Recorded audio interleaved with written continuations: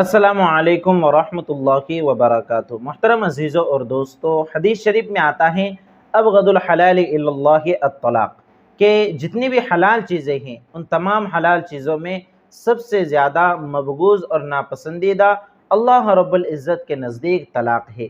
اسی طرح آپ صلی اللہ علیہ وسلم نے اس عورت کے تعلق سے جو بغیر کسی شرعی عذر کے طلاق کا مطالبہ کرتی ہے، آپ نے ارشاد فرمایا ایما امرأۃ سألت زوجها طلاقا فی غیر ما بأس فحرام علیہا رائحۃ الجنہ، کہ جو خاتون، جو عورت اپنے شوہر سے بغیر کسی شرعی عذر کے طلاق کا مطالبہ کرتی ہیں تو ایسے خاتون اور عورت کے اوپر جنت کی خوشبو تک حرام ہو جاتی ہیں۔ قرآن کریم میں بھی طلاق نہ ہو اور طلاق کے واقعات پیش نہ آئیں، اس لیے اللہ رب العزت نے کچھ اسٹیپ بیان کیے ہیں جن کے ذریعے سے طلاق کے واقعات کم سے کم پیش آ سکتے ہیں، کہ اگر کسی کی بیوی نافرمانی کرتی ہو اور سرکشی کرتی ہو تو وہاں پر اللہ رب العزت نے کچھ اسٹیپ بیان کیے ہیں، جیسا کہ اس سے پہلے والے ویڈیو میں نے تفصیل کے ساتھ بیان کیے کہ اگر کسی کی بیوی ناشیزہ ہیں یعنی سرکشی کرتی ہے، نافرمانی کرتی ہیں، تو فوراً اسے طلاق دینے کی ضرورت نہیں ہے، بلکہ دوسرے راستے اللہ نے بتلائے ہیں۔ وہ راستے کیا ہیں؟ پہلا اسٹیپ ہے فعدوہن، کہ پیار و محبت کے ساتھ اپنی بیویوں کو سمجھاؤ۔ دوسرا اسٹیپ ہے وہجروہن فی المضاجع، پیار و محبت کے ساتھ سمجھانے کے باوجود بھی اگر کسی کی بیوی نہ مانے تو اپنی بیویوں سے ان کے بستروں کو الگ کر دے، اپنے بستر کو الگ کر دے، ان کے خوابگاہوں سے الگ ہو جائیں تاکہ انہیں تنبہ ہو جائے۔ اگر وہ سدھر جائیں اور آپ کی اطاعت گزار بن جائیں تب تو کوئی مسئلہ نہیں ہے، لیکن اگر پھر بھی نہ مانے تو تیسرا اسٹیپ ہے وَضْرِبُوهُنَّ، کہ شریعت کے دائرے میں رہ کر آپ ان کی سرزنش کریں، انہیں مارے۔ تو مارنے کی حد میں نے آپ کو بتائی تھی کہ جسم کے اوپر نشان نہیں پڑنا چاہیے، ہڈی وغیرہ نہیں ٹوٹنا چاہیے، اسی طرح سر پر نہ مارے، چہرے پر نہ مارے، اور جسم کے جو دیگر نازک پارٹس ہیں وہاں پر نہ مارے۔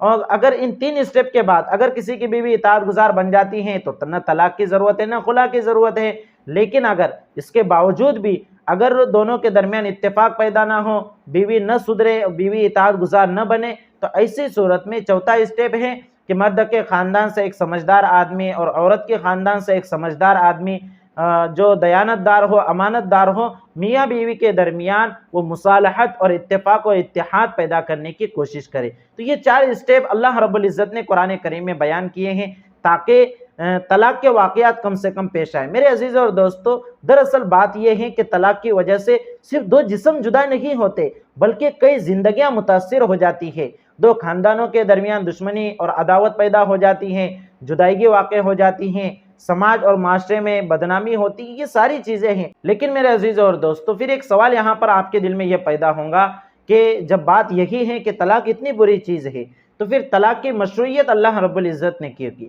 تو میرے عزیزوں اور دوستو، طلاق کی مشروعیت کی وجہ یہ ہے کہ طلاق ایک طرح کی انسانی ازدواجی زندگی کی ضرورت ہے۔ جس طرح آپ نے دیکھا ہوگا بسوں وغیرہ کے اندر ایگزٹ ڈور ہوتا ہے کہ حادثات کے موقع پر، ایکسیڈنٹ وغیرہ کے موقع پر اس ڈور کو کھول کر وہاں سے جان بچائی جاتی ہے۔ تو ٹھیک اسی طرح کہ جب میاں بیوی کے درمیان مصالحت کی کوئی صورت باقی نہ رہے اور دونوں کے درمیان اتحاد پیدا ہونے کی کوئی صورت باقی نہ رہے اور دونوں کی زندگی اجیرن بن جائے، جہنم بن جائے، اور دونوں کے دلوں کے اندر ایک دوسرے کے متعلق نفرت پیدا ہو جاوے اور ایک ساتھ نہ رہ سکتے ہوں، تو بجائے اس کے کہ میاں بیوی زندگی بھر گھٹ گھٹ کر زندگی گزارے، اللہ رب العزت نے طلاق کی مشروعیت کر دی کہ وہ طلاق کے ذریعے سے ایک دوسرے سے جدا ہو جاویں اور دونوں ہی نیا نکاح کر کے اپنی ایک نئی زندگی کا آغاز اور شروعات کر سکتے ہیں۔ اب جن مذاہب میں طلاق کا سسٹم نہیں ہے اور ڈائیورس کا سسٹم نہیں ہے، آپ ان مذاہب کے اندر دیکھیے کہ کیسی شادی شدہ عورتیں جو شادی کے بعد اگر اپنے شوہر سے پریشان ہوتی ہیں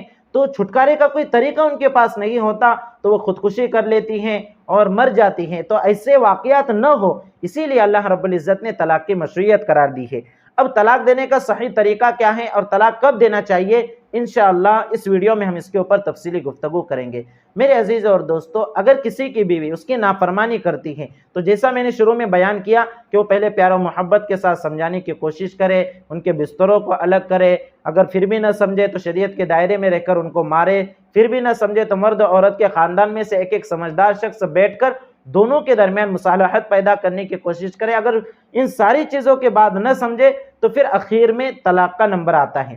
اسی طرح کوئی خاتون ہے، کوئی عورت ہے، اس کا شوہر ظالم ہے، وہ اس کے نان و نفقے کو ادا نہیں کرتا، اس کے کھانے پینے کا خرچ نہیں اٹھاتا، اس کی زندگی کی ضروریات کا خرچ نہیں اٹھاتا، इसी तरह गैर फितरी तरीके पर वो उसके साथ अपनी ख्वाहिश को पूरा करने की ज़बरदस्ती करता है। इसी तरह वो बीवी का जो हक होता है उस हक के एक मर्तबा अदा करने पर भी कादिर नहीं है। तो ऐसी अगर कोई सूरत है तो औरत भी अपने शोहर से तलाक का मुतालबा कर सकती हैं, और अगर वो तलाक नहीं देता तो वो खुला का मुतालबा कर सकती हैं। तो ये है वजूहात कि इन वजूहात की सूरत में मर्द अपनी बीवी को तलाक दे सकता है या औरत अपने शोहर से तलाक का मुतालबा कर सकती है।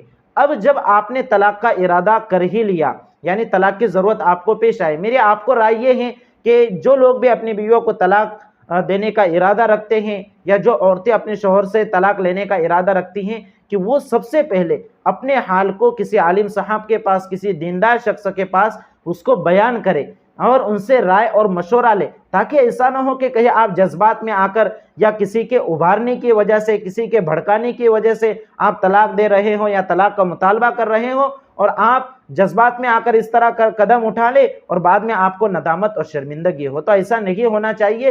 तलाक ही ऐसी चीज़ है कि बड़ी ही सोच समझ कर इसके मुतालिक कदम उठाने की ज़रूरत है। तो मेरे अजीज़ और दोस्तों, अब हम ये समझते हैं कि तलाक देने का सही तरीका क्या है, तलाक की किस्में क्या हैं, उसको समझते हैं। मेरे अजीज़ और दोस्तों, तलाक देने के तरीक़ों के एतबार से इब्तिदाई तलाक की दो किस्में हैं। एक तलाक सुन्नत है और दूसरे तलाक बिदई हैं। तलाक सुन्नत यानी शरीयत ने जो तरीका तलाक देने का बतलाया है उसके मुताबिक तलाक देने को तलाक सुन्नत कहा जाता है, और तलाक बिदअत शरीयत के बताए हुए तरीके की खिलाफ वर्जी करना, इसे तलाक बिदअत कहा जाता है। तो अब हम तरतीबार इसको समझते हैं। तलाक सुन्नत यानी शरीयत के बताए हुए तरीके के मुताबिक अपनी बीवी को तलाक देना, इसकी दो किस्में हैं। नंबर एक, तलाक हसन। तलाक हसन का मतलब यह है कि अपनी बीवी को ऐसी पाकी की हालत में जिसमें उसने अपनी बीवी के साथ हम बिस्तरी न की हो, जिमा न किया हो, एक तलाक देना। फिर दूसरे तोहर में, दूसरे महीने की पाकी की हालत में दूसरी तलाक देना, और तीसरे तोहर में यानी तीसरे महीने की पाकी की हालत में अपनी बीवी को 3 तलाक देना। तो ये जो तरीका है इसे तलाक हसन कहा जाता है।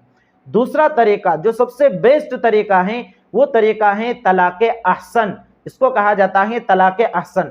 तलाक अहसन का मतलब क्या है कि अगर कोई शख्स अपनी बीवी को तलाक देना चाहता है और शरई उज़्र वहाँ पर पाया जा रहा है, तो ऐसी सूरत में वो अपनी बीवी को पाकी की हालत में और तुहर की हालत में, ऐसे तुहर की हालत में जिसने उसने अपनी बीवी के साथ जिमा न किया हो, हम बिस्तरी नहीं की हो, अपनी बीवी को साफ और सरी अल्फाज के साथ एक तलाक दे दे और बीवी को छोड़ दे, यानी यहाँ तक कि उसकी इद्दत मुकम्मल हो जावे। इस तरीके में फ़ायदा क्या है? तलाक अहसन में फ़ायदा ये होगा कि अगर एक तलाक देने के बाद अगर बीवी की गलती है और बीवी को शर्मिंदगी हो गई और बीवी ने अपने शोहर से माफ़ी मांग ली, तो वो इद्दत ख़त्म होने से पहले अपने तलाक से शोहर रुजू कर सकता है। इसी तरह अगर इद्दत गुजर भी गई और इद्दत गुजरने के बाद अगर बीवी की गलती है, बीवी ने माफ़ी मांग ली, या शोहर की गलती है, शोहर को एहसास हो गया, तो इद्दत गुजरने के बाद भी सिर्फ निकाह जदीद की ज़रूरत है। निकाह जदीद करे, नया निकाह करे, नए मेहर के साथ, और कोई हलाले वगैरह की ज़रूरत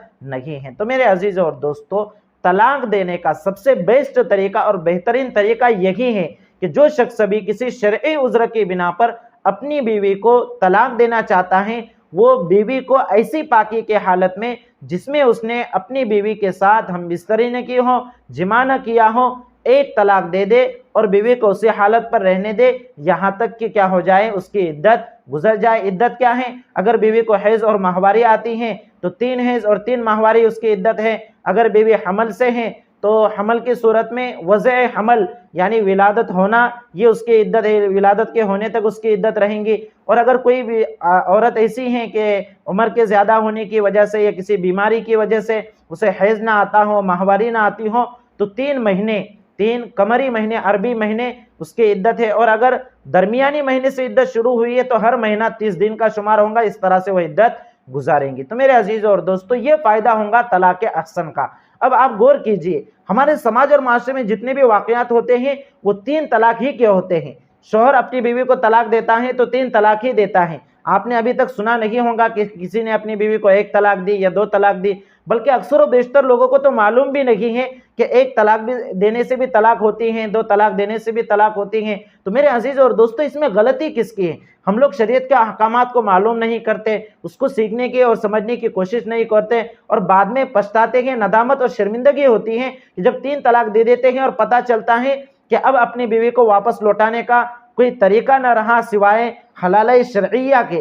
तो ऐसी सूरत में फिर शर्मिंदगी होती है, और ऐसे मौके पर शरीयत को और अल्लाह रब्बुल इज़्ज़त को लोग कोसते हैं और अपने ईमान को ख़राब करते हैं। तो मेरे अजीज़ और दोस्तों, आप याद रखिए, ये हैं तलाक देने के 2 तरीके जो शरीयत के मुताबिक है, एक तलाक हसन और एक तलाक अहसन। तलाक हसन यानी ऐसी पाकी की हालत में उसने अपनी बीवी के साथ जिमा ना किया हो, पहले पाकी की हालत में एक तलाक साफ अल्फाज में देना, फिर दूसरी पाकी की हालत में दूसरी, और तीसरी पाकी की हालत में तीसरी, इस तरह 3 तलाक देने के बाद वो उसके निकाह से निकल जाएंगी। लेकिन इससे भी जो बेस्ट तरीका है, जिसे तलाक अहसन कहा गया है, कि एक ही तलाक देना ऐसी पाकी में जिसमें उसने अपनी बीवी के साथ हमबिस्तरी न की हो और बीवी को छोड़ देना। इसका फायदा क्या होगा? मैंने आपको बताया कि 1 या 2 तलाक देने के बाद, 1 या 2 तलाक़ें रजी अगर किसी ने दी है, साफ अल्फाज से अगर 1 या 2 तलाक़ें दी हैं, तो ऐसी सूरत में इद्दत के अंदर अपनी बीवी को वापस अपने निकाह में लौटाने का हक होता है। और इसका तरीका बड़ा आसान है कि अगर उसको छू लिया शहवत के साथ तब भी तलाक ख़त्म हो जाती है, या ज़ुबान से बोल दिया कि मैंने रुजू कर लिया तब भी वो तलाक़ें ख़त्म हो जाती हैं। और अगर इद्दत गुजर भी गई तो सिर्फ तलाक अहसन में, जिसमें 2 तलाक़ें दी गई हैं, तलाक अहसन में अगर इद्दत गुजर भी गई तब भी बाद में सिर्फ निकाह जदीद के ज़रिए से वह उसको दोबारा अपने निकाह में ला सकता है। अलबत्ता तलाक हसन में, यानी जब 3 तलाक़ें मुकम्मल दे दी उसने, तो इद्दत गुजरने के बाद अब उसको दोबारा निकाह में भी नहीं ला सकता। हाँ, अगर तलाक हसन में अगर उसने अभी तक सिर्फ 2 ही तलाक दी थी और 2 तलाक के बाद उसने रुजू कर लिया, तब भी उसका रुजू करना सही होगा। लेकिन यहाँ पर एक मसला आप ये भी जहन में रखिए, दोनों सूरतों में, यानी तलाक हसन हो या तलाक अहसन हो, अगर किसी ने 1 तलाक दी या 2 तलाक दी और 1 और 2 तलाक के बाद उसने रुजू कर लिया, तो अब वो सिर्फ, अगर 2 तलाक दी थी तो 1 ही तलाक का मालिक रहेगा, और अगर 1 तलाक दी थी तो सिर्फ 2 ही तलाक का वो मालिक रहेगा। यानी एक निकाह में आदमी को सिर्फ 3 ही मरतबा तलाक देने का इख्तियार होता है। तो ये है तलाक देने का सही तरीका, इसको आप अच्छे से समझ लें। तलाक की जो दूसरी किस्म है, जो शरीयत के बताए हुए तरीके के खिलाफ है, वो है तलाक बिदई। तलाक बिदई को समझना बड़ा आसान है। तलाक बिदई किसे कहते हैं? इसलिए इसका समझना आसान है कि तलाक बिदई ही के वाक़यात हमारे समाज और माशरे में पेश आते हैं कि तलाक बिदई यानी 3 मरतबा एक साथ तलाक दे देना, या एक ही तुहर में, एक ही पाकी में 3 मरतबा अलग अलग करके तलाक देना, या नापाकी की हालत में, हैज़ की हालत में अपनी बीवी को तलाक देना, ये भी तलाक बिदई कहलाता है। हैज़ की हालत में अगर कोई तलाक देता है, 3 तलाक देता है, तो इसकी वजह से क्या होगा? बीवी की इद्दत मुश्तबे हो जाएंगी। तो इससे भी शरीयत मुताहरा ने मना किया है। तलाक देना है तो वो तोहर की हालत में दे, और जो तरीका शरीयत ने बतलाया है तलाक अहसन और तलाक हसन का, उसी तरीके के मुताबिक तलाक दे। तो इसको कहा जाता है तलाक बिदई।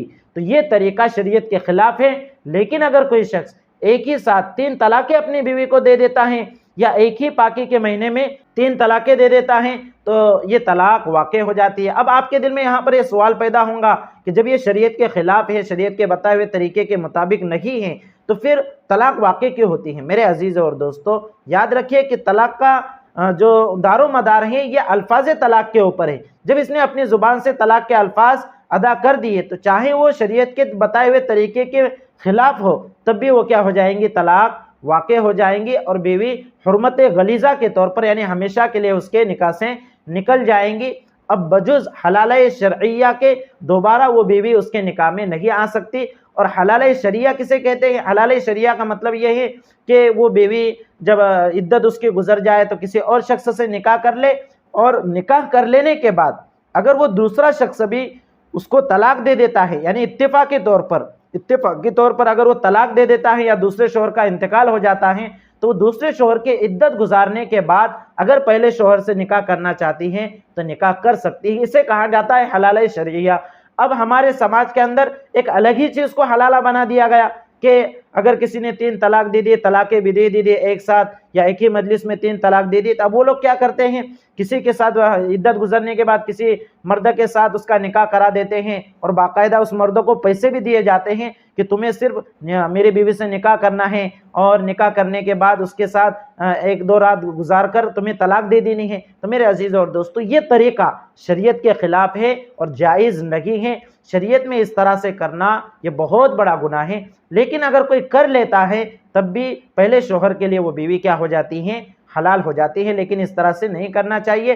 حلال شرعیہ جو کہا جاتا ہے وہی جو میں نے پہلے آپ کو بیان کیا کہ پہلے شوہر کی عدت گزارنے کے بعد وہ کسی آدمی سے نکاح کر لیں گے اور اسی کے ساتھ زندگی وہ گزارے، لیکن کبھی ایسا ہو جاوے کہ دوسرا شوہر بھی اتفاقی طور پر اس کو طلاق دے دے، یا پھر دوسرے شوہر کا انتقال ہو جائے، تو وہ دوسرے شوہر کی عدت گزرنے کے بعد پہلے شوہر کے نکاح میں اگر آنا چاہے تو آ سکتی ہیں۔ اسے کہا جاتا ہے شرعی حلالہ اور حلالہ شرعیہ، لیکن سماج اور معاشرے میں ایک الگ ہی چیز کو حلالہ بنا کر پیش کیا گیا اور اسلام کو بدنام کرنے کی کوشش کی گئی ہے۔ تو میرے عزیز اور دوستو، ان مسائل کو آپ اچھے سے سمجھیں، اپنے دوست احباب تک اس ویڈیو کو پہنچائیں تاکہ لوگ اس طرح سے غلط کام کرنے سے اور شریعت کے خلاف طلاق کے بارے میں قدم اٹھانے سے اور غیر شرعی طور پر حلالہ کرنے سے اپنے آپ کو بچا سکے۔ السلام علیکم ورحمۃ اللہ وبرکاتہ۔